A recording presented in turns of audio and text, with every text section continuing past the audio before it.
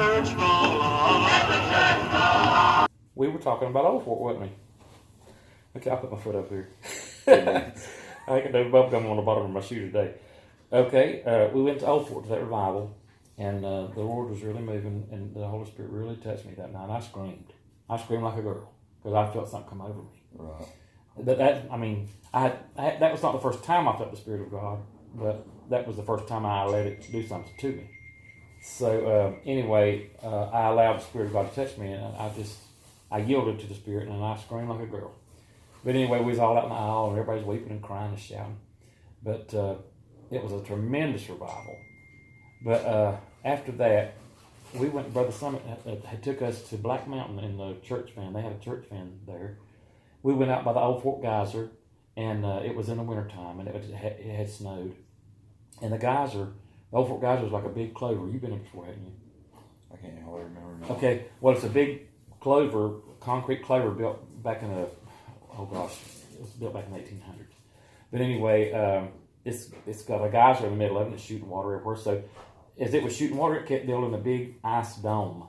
And Jeff Summit, our friend, Brother Summit's son, he climbed up on that ice dome and slid down. And it was something we was taking Toddy home, one of the church girls. We was taking her home, and her name was Toddy. But anyway, he slid down that big old ice mound, and we thought that was something else. And Brother Summit took us back the old road. That was the old 70 before the 40 was built to go up the mountain. We took the old road back through there, and because 40 wasn't finished yet going up the mountain, so we went back the back way. But he wanted to take us not up 70. He wanted to take us back by the geyser and go up the back road that goes up to Ridgecrest. There is a back road that goes behind the geyser. It's the only way up the mountain besides 40 now. So he took us up there in the van. We was all scared to death because it was ice on the road and everything and snow and stuff. But he wanted to take us up to. He had Brother Betts and both of our families. They had 6 in their family. We had 7, and then Brother Betts. So we had a van full. It was all packed in there, and I still remember the heat. They was all excited about the service and everything. We went to Black Mountain to the Pizza Hut. I had never been to the Pizza Hut in my life, and I had never had pizza. So I thought that was something else. And they ordered 2 or 3 big, large pizzas and a couple pictures of Dr. Pepper. Well, I thought, Josh, I had never had Dr. Pepper. I was 9 years old. I never had Dr. Pepper, never had pizza. And I thought man, we have arrived. That was the best food I had ever eaten in my life. To eat a Pan Supreme pizza from the Pizza Hut. I had never had nothing like that. That was something, because we didn't go out to eat a lot. It was just awesome. So we had the best time of fellowship and eating pizza and stuff. And we went back to that revival a few more nights and had the best time. We always followed Brother Summit around to his churches everywhere he'd moved to. We'd visit them, and sometimes he'd have Daddy to preach, or we'd go sing or preach there or whatever. And just had the best friendship with the Summit family all those years. And he's been gone for a couple of years now, and we really miss him. But I guess growing up, as a child over in Bethlehem, we'd get out in the yard and play tag. We'd play red light, and we'd play red rover, and I forget the Widow Spider. I forget all the names of the games. Patty Johnson could remember them probably, but we played. We had a big front yard. And we played. We had the best time. We didn't have a whole lot of toys because we usually break them pretty quick when we got them. But I had one bicycle in my life, and I had an Apollo Racer. It was an Apollo Racer. My daddy got me. One year we got brand new bicycles down at Keehan's Hardware, and he got me an Apollo Racer, and I enjoyed the bicycle for a little bit. And but anyway, it was all the time working on the bicycles, trying to tear them up. But I worked for my Uncle Alan's son. He lived over in the woods from us, and he let me mow his grass and make a few dollars, and I was always glad to make $5 every once in a while mowing his grass, and get to do some chores for him or Margaret. And he was a special uncle to me, my mother's oldest brother, and just a lot of the greatest memories. Is that you or me, Lisa? Oh, but anyway, I'm sorry. Oh, it's all good. I can cut You it. got it. Let's see. Where was I at? A teenager. Let's go to teenager. I must have been 11 or 12, we'd play in the creeks, you know, like boys do. Daddy had a creek down below his house, and back then it flowed better than it does today. But we would dam up the creek and make a pond. We'd get down there and play in the mud. We'd make big tree houses and stuff, and we'd carry off all Daddy's tools doing it. We had the best time. And Kevin Beard, he would come down, and sometimes Lenny Kirby. They'd come down the hill, and they were my second cousins. And once in a while, they would invite me up to play football. And it was funny because Mama didn't like Daddy to watch football. Daddy used to play football. He was an avid football player in high school, but Mama didn't like him to watch it and everything. So anyhow, he didn't play it with us much because she would fuss. But anyway, it was funny, Josh, because when I went up there, I didn't know nothing about football, but I knew I was going to have a good time because they invited me to come, and I thought that was awesome. A bunch of the schoolboys up there, and I was getting to play. And Rick Browder, he was one of the guys that went in our class. And because we all went to school together, and his daddy pastored the Mount Pisgah Lutheran Church, and he was a real peppy kind of guy, and he wore the ball players' name shirts and all that kind of stuff, and he was real popular. We was in the 5th grade, and we was in the 5th grade when this happened. But them boys got so they said, "You're doing good, you're tackling good, you really teared them up, Brian." Well, the funny thing was, when I finally got the ball, I was running down the wrong side. It was so funny. They said, "You're going the wrong way." Because I didn't know nothing about football. You know, I just know you're supposed to grab the ball and run. They just tickled to death. I got the ball, but they said, "You're going the wrong way." It was just funny, just looking back at it. And but I finally got straightened out. But I played football that day. Now I'll tell you, but I just we never were allowed to watch sports much at home, or not any actually. And so I didn't know nothing about sports really. And your mom, she knew a little bit about basketball and stuff, but I didn't know much about sports. You know, and I just had to kind of listen close to whoever, you know, or whatever was going on. But I didn't have the drive for all that. Like you and your brothers got your baseball cards and all that stuff. I didn't ever know much about it. But it was interesting hearing y'all talk about it and who was who and all that stuff. But then 12, 13 come around. We still went to church, you know, we were doing our thing and enjoying some good services and good revivals and things like that. And Mom and Daddy would take us on trips. We got to go on trips pretty much. But Mama liked to go. She liked to go places. So they'd pack us in the station wagon or the old Volkswagen van, and we would take off. And I remember one good trip we had in the Volkswagen van. We went to see my Uncle Richard to pick up my grandma. She'd spent some time with them to help them. And Richard and Beverly lived in Nichols, South Carolina. They didn't live too far from the beach. So while we was down there, we went and spent the night at the beach at Atlantic Beach. And we took Grandma with us one day, and she said, "I never will forget these pretty girls out there riding the waves, their hair flowing up in the air, you know, when the waves would come, and they had pretty long hair, and we had the best time." And but on the way back, Daddy couldn't get the heater to cut off in the Volkswagen van, and all the girls, Grandma and the girls, was frying in the back seat. It was so hot. And so, because the heater was on the floor, and it was just a natural heater because the engine was right behind them, and so it was a natural heater coming off that, and it was about to fry Grandma's legs off.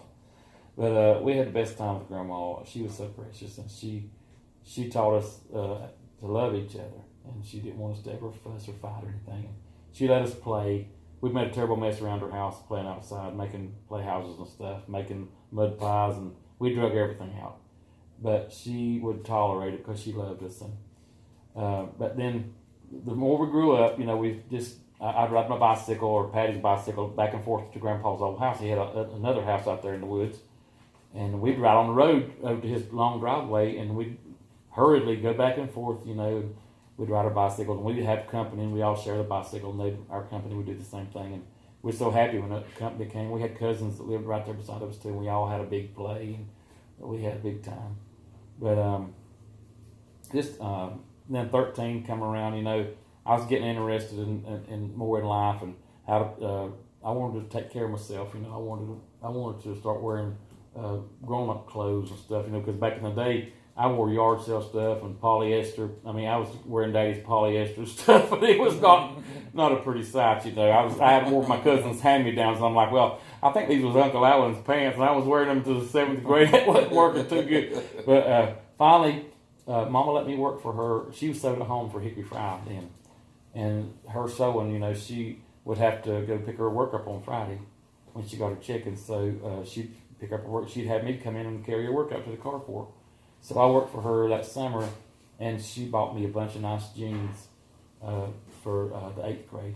and I felt like I was a millionaire because I was wearing.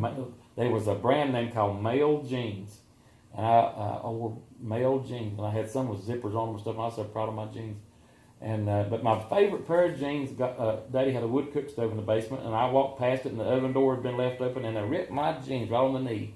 And so I didn't wear them no more because I thought you weren't supposed to wear tore up jeans. Well, nowadays they tear everything up on purpose. But anyhow, I didn't have my jeans after that. I was so disappointed. But if I known what I know now, I kept wearing them.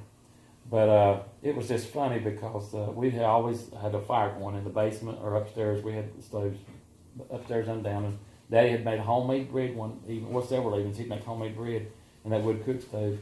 And it was just poor man's bread. It was so good though. Like his mama and his grandma and them used to make.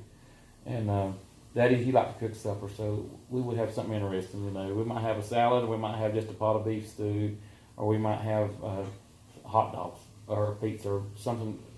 It was something that it wasn't a full meal during the week because they didn't cook till Saturday or Sunday. Really, a meal. So. We didn't eat a whole lot during the week, seemed like. Sometimes he'd get up and fix breakfast in the morning, and that was awesome.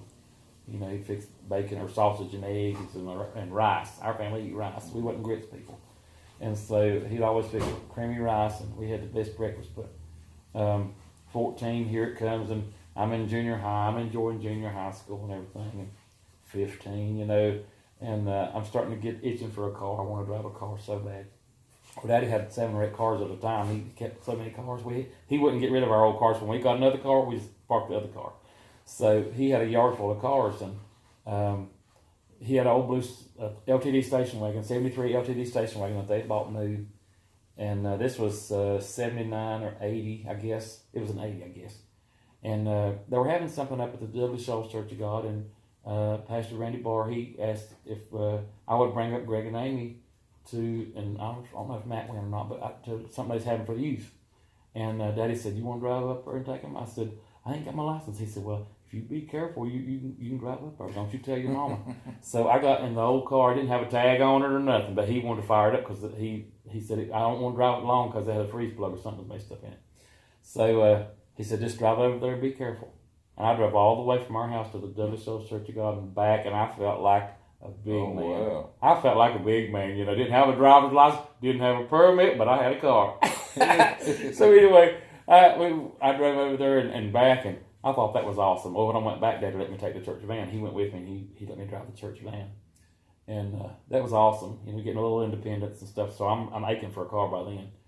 And but I had 2 ingrown toenails. Both my big toenails got ingrown real bad, and they got infected. I wouldn't tell nobody. Couldn't hardly stand to wear shoes.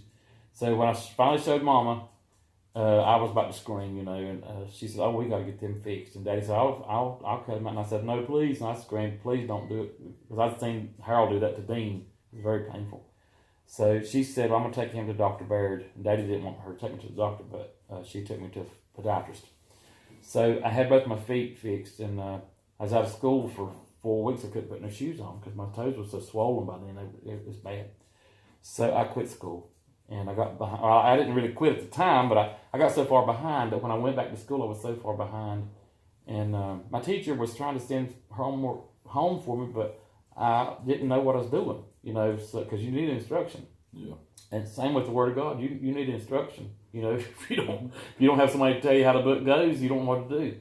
So anyway, I was so far behind, and I had to sit down in the commons area at the high school. And I was getting behind. I had to wear crutches and paper shoes and all that stuff, and it was very uncomfortable. So I quit. I quit. And Miss Eldred May, she was my teacher. She called Mom and Dad and said, "Please don't let him quit. He's got so much potential," because I love to draw.